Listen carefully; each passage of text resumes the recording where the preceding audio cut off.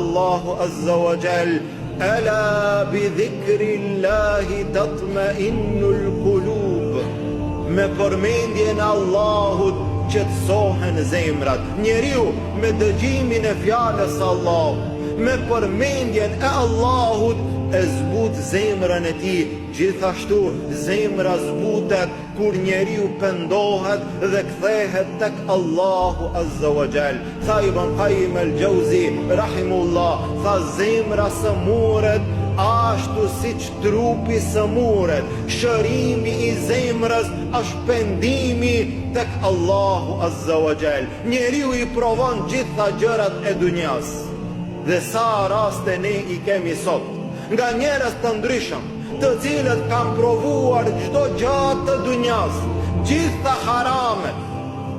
E provon alkoolin, e provon zinan, e provon edhe drogën, i provon gjitha të këqijat, i ka të mirat e dunjas, ka pasurit të madhe, ka bollok në gjitha gjërat, dhe në fund e sheh që nuk ka lumturi, dhe në fund e sheh që nuk ka qetësi, dhe në fund e sheh që zemra e tij nuk është e kënaqur. Për çfarë arsye?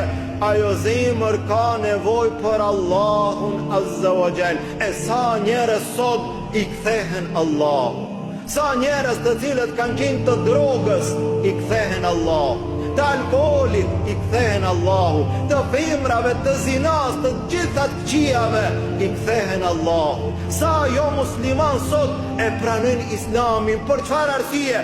Zemra e tyre nuk ndjen qetësi, zemra e tyre nuk gjen rehati, zemra e tyre nuk gjen lumturi.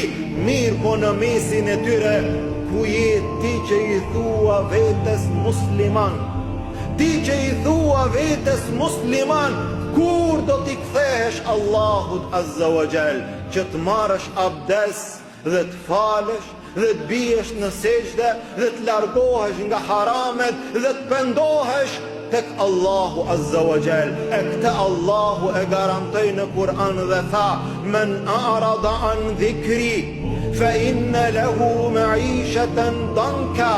Ai i cili ja kthen shpinën islamit, ja kthen shpinën Kur'anit, ai do ta ketë një jetë vështirë, me garancë prej Allahut azza wa jall. Nuk ka lumturi, por ata i cili ja kthen shpinën Allahut azza wa jall. Zemrat tona zbuten me Kur'an, zbuten me dhikr ndaj Allahut azza wa jall, zbuten me pendim tek Allahu azza wa jall.